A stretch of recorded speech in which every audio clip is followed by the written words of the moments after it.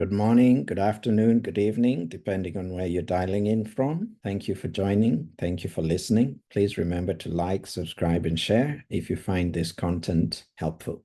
Welcome, everybody, again.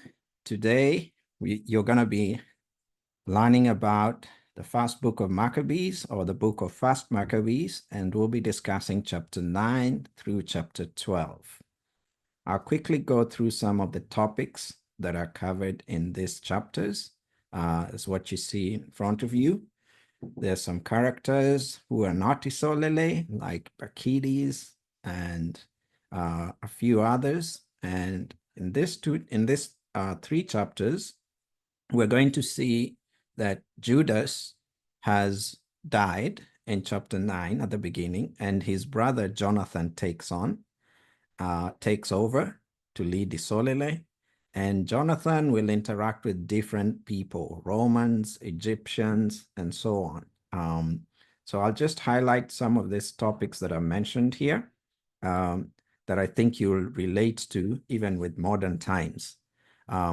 So Jonathan succeeds Judas as a leader of the revolt. He takes vengeance on the Nabateans. Jonathan fights the Syrians. We're going to find out who really are these Syrians. When you see this word Syrians, who should you be thinking about? Bacchides or Bacchides, however you pronounce his name, builds a fort around Jerusalem. There's a guy called Asimus who dies. I'll skip a little bit here. So we have Alexander makes Jonathan high priest. This title of high priest was more than just a spiritual leader. This was like the king or the president or something like that. You know, it was both a spiritual and political leader. Then we're going to see Jonathan working with people like Alexander. This is in Egypt. And Alexander, you know, marries Cleopatra. I'm sure many of you have seen that name in the movies. This is the Cleopatra that they're talking about. We'll get to know more about who she was in this discussion. And I'm not going to go through all this, but Jonathan has quite a lot of wars to fight, and he has a lot of agreements where he goes into partnership or confederacy with different kings of Egypt, of Rome, leaders in Rome, or the people in Rome, as well as the Greeks. And they're doing this, like you see here, he had an alliance with Romans and Lacedaemonians and so on. They're doing all this to keep or to preserve Jerusalem and Isolele and their laws, just like Judas, his brother, was doing. All right, so like we did last time, I am going to show you some scriptures that go along this. These are scriptures that caught my eye or caught my interest, and we'll be glad to discuss whatever scriptures or whatever items that also caught your interest. So first of all, right at the beginning of chapter 9, Demetrius had that Nicanor was fallen with his forces in battle, and he sent Bacchides and Alcimus again into the land of Judah. So these guys, Demetrius, Bacchides, Alcimus, they are the opponents to Isolele. So they sent them into the land of Judah second time. All right. Just wanted you to know who are the opposing sides. Now, notice this verse here. We read this last week. It says, and it came to pass after the death of Judas that the lawless, you'll see this phrase repeated many times. The lawless is referring to the heathen. All nations outside of Isolele that did not follow the law. Generally, that's who it's referring to. But you will have some instances where it will talk about the lawless amongst Isolele or amongst Israel. These were the people who were rebelling against the leadership of Jonathan. So in this case, and it came to pass after the death of Judas that the lawless put forth their heads in all the coasts of Isolele. I highlighted all the coasts of Isolele because it's good to look at the current nation that we think or people have been led to think is Israel, and ask yourself, where are their coasts? Do they have many coasts, or is it just one coast? Okay.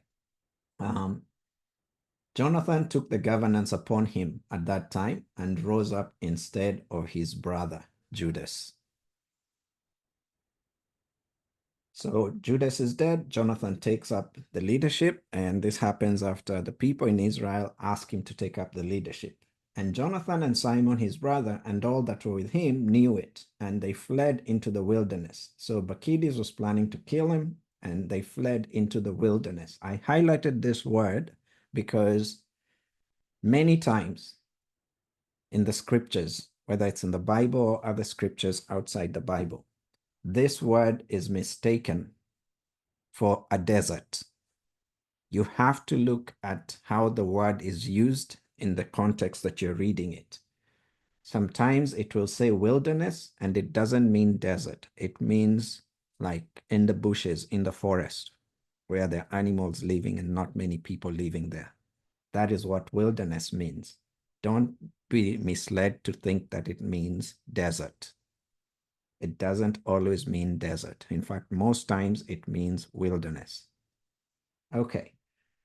Verse 37, but after these things, they brought word to Jonathan and Simon his brother that the children of Jambri were making a great marriage. Now, I'm highlighting this thing here, this phrase here, making a great marriage, because you will notice that these two opposing sides didn't care whether people were getting married, whether it was your Sabbath day. They were at war, you know? So Bacchides and the Israelites, they'll attack each other regardless of what you're doing. I don't care that you're having a wedding. I don't care that you have a Sabbath. They're in a state of war. And I say this, you'll see about the Sabbath down here. Okay, so these guys were making a great marriage, and Jonathan and Simon and his brother knew about it, and so they planned to attack them. These guys were bringing the bride from Nadabat with a great train, a daughter of one of the great nobles of Canaan. I highlighted the word Canaan because we know Canaan is the fourth son of Ham, according to Genesis chapter 10. And the other three sons of Ham are Egypt, also known as Mizraim, Cush, also known as Ethiopia. If you haven't noticed, those are African countries. And Phut, which is also known as Libya, another African country. And so the fourth son must be an African, also in Africa, Canaan. And this is where this is taking place. Jonathan and Simon are gonna attack these people who are having a wedding. And they're attacking the bride. The bride is from one of the daughters of the great nobles, the leadership in Canaan. I thought to highlight that because that gives us context that these events were taking place on the continent of Africa. So anyway, they attacked them. And they avenged fully the blood of their brother. Jonathan and Simon were avenging on those guys who were getting married. They were avenging the blood of their brother Judas, who had been killed, and turned back to the marsh of Jordan. I'm not going to talk much about the Jordan, but I'll just tell everybody who's seeing this the first time that look at a river called Orange River. It runs across southern Africa. It runs from the Indian Ocean to the Atlantic. It runs across the land. It's called Orange River. I believe that is the Jordan that we're referencing here. And Bacchides heard it, and he came on the Sabbath day. Like I said, when they're at war, they don't care whether you're having a wedding or a Sabbath. And I'm saying this to say that if you look at world geopolitical events today, they don't care that you're having a Sabbath. They don't care that you're getting married. They're just attacking one another. That is the current state of things, and that is the state of things as of this time. Okay, moving on. And there fell of Bacchides' company that day about 1,000 men. He went and attacked Jonathan and Simon, and they beat him up. And so Bacchides returned to Jerusalem, and they built strong cities in Judea. Judea is a province in Isolele. Now look at the names of these places where they built strong cities in this province of Judea: Jericho, Emmaus, Beth Horon, Bethel, Timnath, Perathon, and Taphon.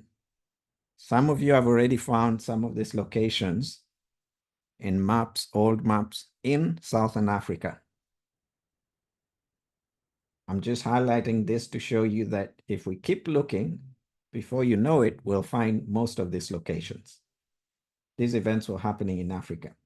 Okay, and he began to pull down. At that time was Alcimus stricken. Now, Alcimus was not a king, but a leader of one of the territories. And this guy had a big mouth. But look at how when Jonathan and Simon, his brother, prayed and asked the people to pray so that they go to war, this is how the Most High responded to Alcimus, who had a big mouth.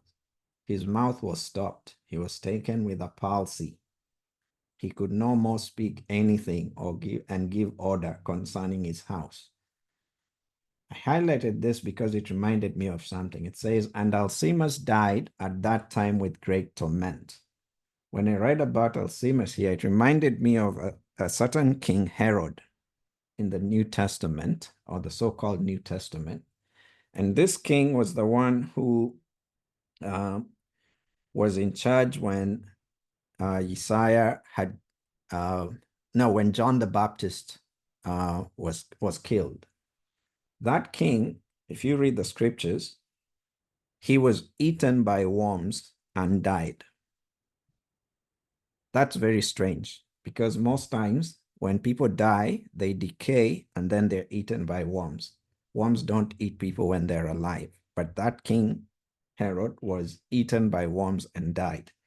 We see an act of the Most High here that is similar, where he strikes Alcimus with a palsy, specifically because of his big mouth, and pretty much makes him ineffective. And then Alcimus dies. Okay, then it references again, this is the lawless men. The lawless men I was talking about. These are people who don't follow the law. Took counsel, saying, behold, Jonathan, and they of his part are dwelling at ease. These are Isolele, who are lawless. They're not interested in being led by Jonathan. So it says here, now therefore we will bring Bacchides, and he shall lay hands on them all in one night. They want to bring Bacchides to attack Jonathan and his group. And he removed and came with a great army and sent letters privately to all his confederates. This reminds me of Psalm 83, where it says the heathen will come and they'll be confederate. They'll say, let's go and attack Isolele. I mean, it was happening during this time, 130 to 170 BC, and then we see it happening again in, the Berlin Conference in 1884. The heathen nations, the Gentiles, have always come together and joined hands against Isolele, just as, Psalms 83 prophesied. Okay. Here I highlighted this word here, Odomera, because if I remove the OD, Omera is actually a greeting in the Luo tribe. It's a greeting that just says, hey, comrade, between the Luo people in East Africa. I wonder if that name has something to do with people in that region, Odomera, just caught my eye over there. All right, and Simon and those who were with them went out of the city and set on fire the engines of war. I know some of you saw that phrase, engines of war. I definitely know they didn't have tankers, but they had something, some kind of, machine or something that was on a wheel. I wonder what those engines of war were. Anyway, but Simon fought against Bacchides and defeated Bacchides, and they afflicted him, they beat him up big time. And they were very angry with the lawless man that gave counsel to come into the country. So Bacchides was angry with those lawless men from Isolele who had given him advice on what to do. All right. Let me skip on here. Now we're in chapter 10, and we're introduced in the 160th year to Alexander Epiphanes, son of Antiochus, went up and took possession of Ptolemy, and they received him and he reigned there. So now we're going to be dealing with this guy called Alexander. Let's see what he does. Down here, only at Bethsura, there were left certain of those that had forsaken the law and the commandments. So in the book of Maccabees, why do they keep explaining or defining people as people who are lawless? They're using this to define, to show the difference between the sons of Mattathias, which is Judas, Jonathan, Simon, and so on, who were leading the people to follow the way of the Most High, which is in keeping the commandments. All right. Okay. Miss Sandra and somebody else, please mute your mics. All right. Then we have King Alexander to his brother Jonathan sent some greetings. Okay. They were writing letters. So what was happening in these times is that kings would send letters to other kings or rulers of territories and pretty much propose that they have a partnership or an agreement. They called it a confederacy. And so in this case, King Alexander had all the promises which Demetrius had sent to Jonathan. And he was envious. He was not happy that they had done that to Jonathan. And he wanted to have a partnership with Jonathan instead.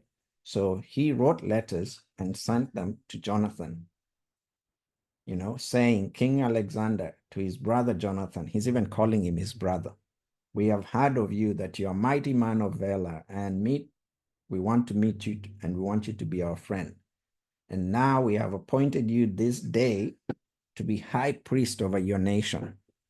So King Alexander thinks or believes he has the authority to appoint Jonathan high priest of Isolele. He doesn't think that's something that the Most High does. He thinks he's the one who does it. So he's writing a letter and telling him, we're making you high priest. And in fact, he sent him a purple robe. Purple was the kingly color, or the color worn by kings. And he sent him a crown of gold. He's sending him all these goodies so that he can partner with him, King Alexander, instead of Demetrius. So anyway, and Jonathan put on the holy garments in the 7th month of the 160th year. So this is where I was talking about these calendars. What calendar were they following? Because we can clearly see he put on these garments in the 7th month, which is when they were at the Feast of Tabernacles. So, if you go back to Moses, you'll find that they're celebrating the Feast of Tabernacles in the 7th month. And now at this time, which is around 170, 130 BC, Jonathan, they're also celebrating the Feast of Tabernacles in the 7th month. So what time period in the year is this? Is it July or is it a different month according to the calendar that we have today? Hope we can get into some discussion about that. Okay, now let me go down here and see. So what were they doing? The King Alexander or Demetrius, when they had authority over a people or a territory, such as they did over Jerusalem, they would exact from them tributes. Basically, it's like taxes, okay? But in this letter, King Alexander is saying to Jonathan, now I free you and release all the Jews or all of Isolele from paying those tributes or taxes and from the customs. I mean, if you're using salt, you're paying some duty on that salt, and from the crown. So any king was paying whatever they received up to the King Alexander. And instead of the third part of the seed, they were even giving a third of their seeds. And instead of 50%, half of the fruit. So everything that you harvested from fruits, all your seeds, you had to give to the king. You had to give a portion of that to the king. He's telling him, I release you from this day from paying those things. He's really enticing Jonathan to partner or to be confederate with him, you know.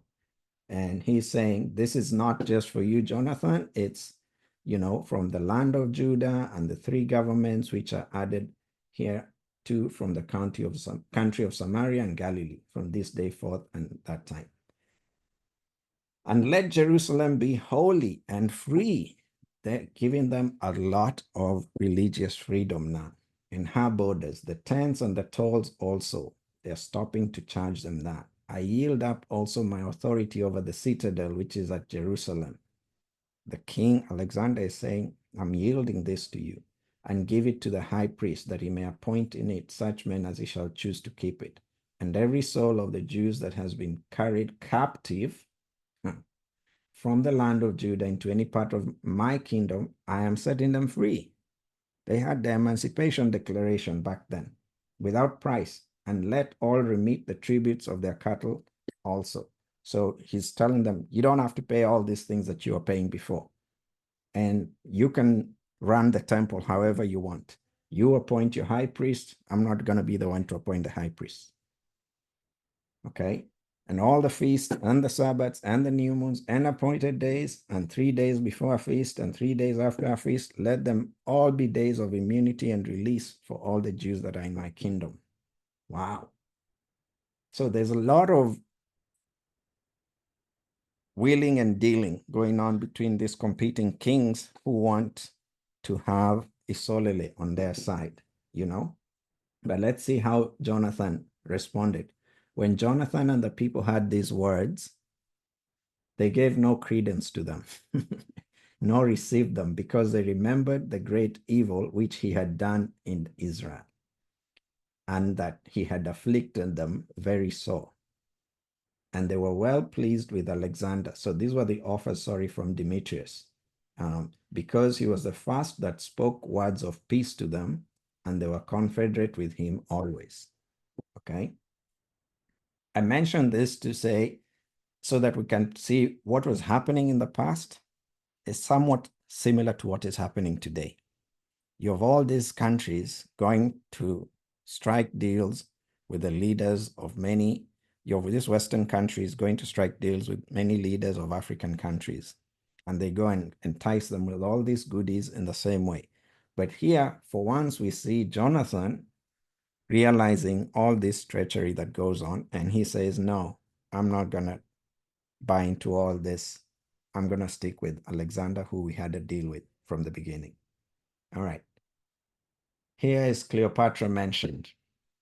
Ptolemy went out of Egypt, himself and Cleopatra, his daughter. He came to Ptolemais in the 632nd year. This guy offered his daughter, to, I think it was, I don't know which king. Let's see. And King Alexander met him. Yes. So Ptolemy is meeting King Alexander, and he bestowed on him his daughter, Cleopatra. So Cleopatra gets handed over to King Alexander for marriage. I think they reversed this and canceled this, and then she was pawned to somebody else later on. So anyway, and King Alexander wrote to Jonathan, right? And here it talks about transgressors of the law again. And again, they're giving Jonathan here garments, clothed him in purple, the color of kingship. Just going to go through this a bit more quickly, not getting into the details. Last week, we discussed briefly about Azotus, and yes, I think we confirmed that that is Ashdod. That's why I highlighted it here. Here, I highlighted Beth Dagon. I think this is the same idol that in the Bible is called Dogon. Dogon. Here it says, and the horsemen were scattered in the plain, and they fled to Azotus, which is Ashdod, and entered into Beth Dagon, their idol's temple, to save themselves. And Jonathan burned Azotus and the cities round about it, and took the spoils and the temple of Dagon.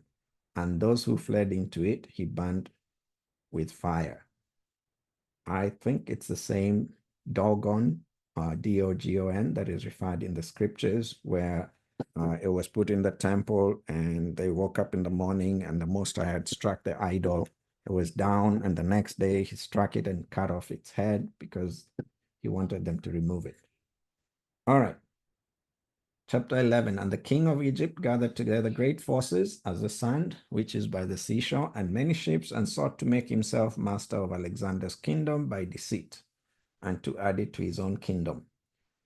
So he's called the king of Egypt. Notice they didn't use the word Pharaoh. Pharaoh is just a title, but he's doing that. And he went forth into Syria. I highlighted this word here because if you look in the scriptures, you will find that the word Syria, as it is here, not Assyria, but just Syria, the way it is here. In our Bible and other books, Syria refers to Aram, the fifth son of Shem. We'll look at that later on during the discussion time. And Shem's property is in sub-Saharan Africa. So his sons, like Aram or Syria, would also be living in that territory, especially in Southern Africa. That's the land that he was given. So not just sub-Saharan Africa, but mostly Southern Africa. That's the land that Shem was given, and that's where he went and, replaced the Canaanites, the Hittites, and so on. So when you see the word Syria, think of Shem's fifth son, Aram. That's his name. All right.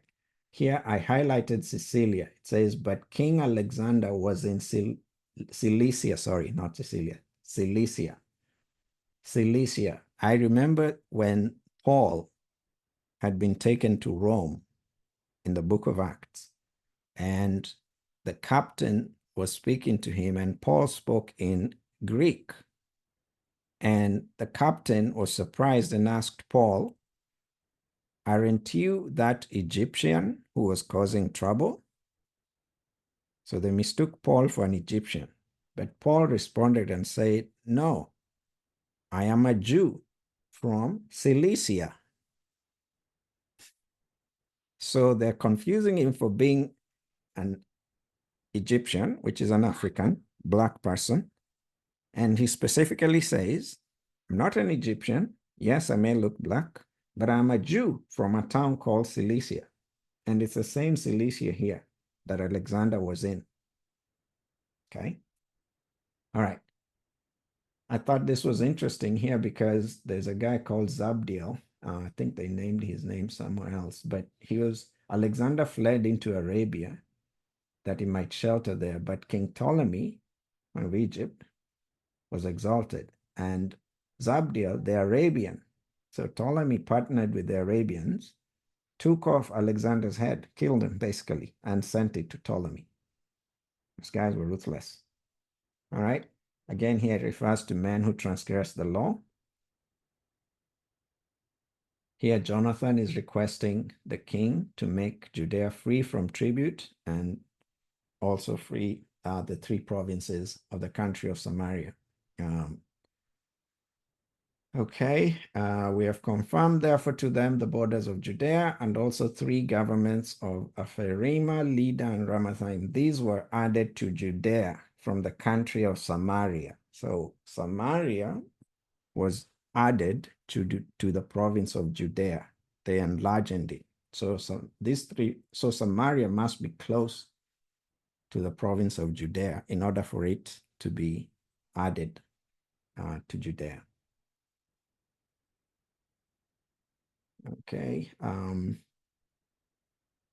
Here Demetrius is asking Jonathan to send him men to help fight. This was treachery of the highest order. Let me just read it. And Demetrius sent to Jonathan, saying, I will not only do this for you and your nation, but I will greatly honor you and your nation, if I find fair occasion. Now, therefore, you shall do well if you send me men who shall fight for me, for all my forces are revolted. And the king called the Jews to help him, and they were gathered together to him all at once. And they dispersed themselves in the city and killed that day to the number of 100,000. So he helps him, right? Then and King Demetrius sat on the throne of his kingdom, and the land was quiet before him, and he lied in all that he spoke, and estranged himself from Jonathan, and recompensed him not according to the benefits which he had recompensed him, and afflicted him exceedingly. Treachery. Partner with me, I partner with you, I help you, then after that you turn around and you come and you kill my people. All right, here was another episode where Jonathan and his army encamped at the water of Gennesaret early in the morning, and they got them to the plain of Hazor. And behold, an army of strangers met Jonathan in the plain, and they laid an ambush for him in the mountains, but themselves met him face to face. But those who lay in the ambush rose out of their places and joined battle, and all those who were of Jonathan's side fled. Not one of them was left, except Mattathias, the son of Absalom, and Judas, the son of Chalphai, captains of the forces. So Jonathan was left with these two guys. And Jonathan tore his clothes, put earth upon his head. It's like he's going into mourning and fasting, and prayed. Now there were left three of them, Jonathan and these two guys. And he turned again to them in battle. So now he's fighting this army of strangers, and put them to the rout. He beat them up, and they fled.